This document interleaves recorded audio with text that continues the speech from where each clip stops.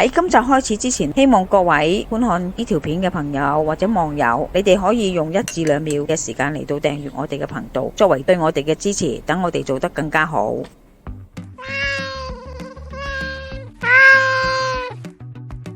阿媽廚房，我而家將呢桃膠浸咗先，等佢有咁大就發到咁大，就唔會太過煙韌，食嗰時就會腍身好多啦。今日我煲呢個糖水叫做桃膠煲蘋果，因為屋企有蘋果又有桃膠，我就諗下不如煲咗佢嚟飲啦。桃膠就有養顏嘅作用，蘋果亦都係有美容養顏，加埋最緊要一樣就係瘦身嘅功效啊！咁樣食咗未可以變咗 Charming Lady？ 加上醫生都話每日1蘋果。醫生遠離我啊嘛，所以多啲煲蘋果水飲下啦。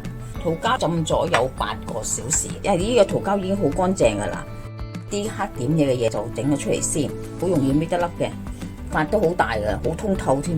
我之前係煲過一個糖水係桃膠，大家可以重溫一下桃膠嘅資料，沖一沖佢。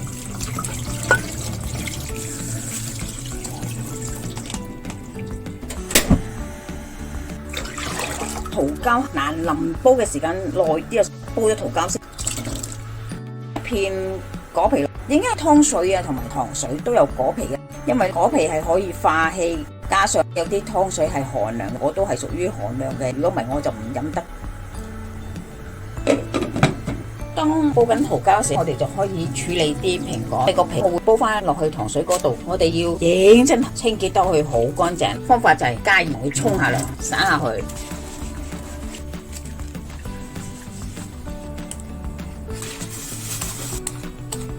如果你刨皮之後糖水未煲，用保鮮紙包住，我等佢唔好咁快氧化。揀啲大塊蘋果皮落去煲先，細塊好難夾得翻。切開一半先啦，個心係唔要嘅。切好晒啦蘋果，夾翻晒啲蘋果皮先，落蘋果落。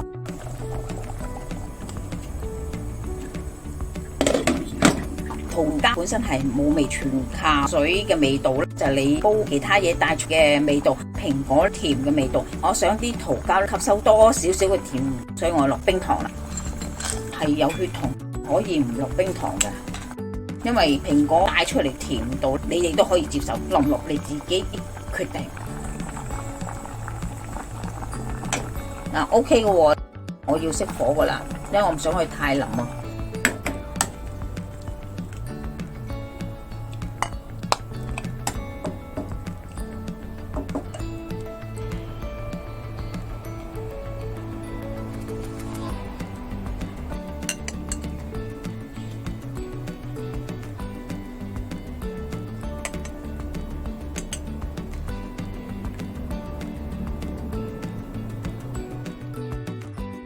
佢甜得嚟帶酸酸地，令人有開胃嘅感覺，同煲木瓜係唔同味嘅。飲咗之後喉嚨好舒服，同埋個口嗰度有一陣陣蘋果嘅香味出咗嚟嘅。今集已經差唔多啦，多謝各位嘅收睇。詳細食譜我哋會上傳喺 Facebook 嘅專頁裏邊，有興趣嘅話可以查閱。另外，如果喜歡我哋頻道嘅話呢，可以訂閱我哋嘅頻道，以作對我哋嘅支持。希望大家喜歡，我哋下集再見啦，拜拜。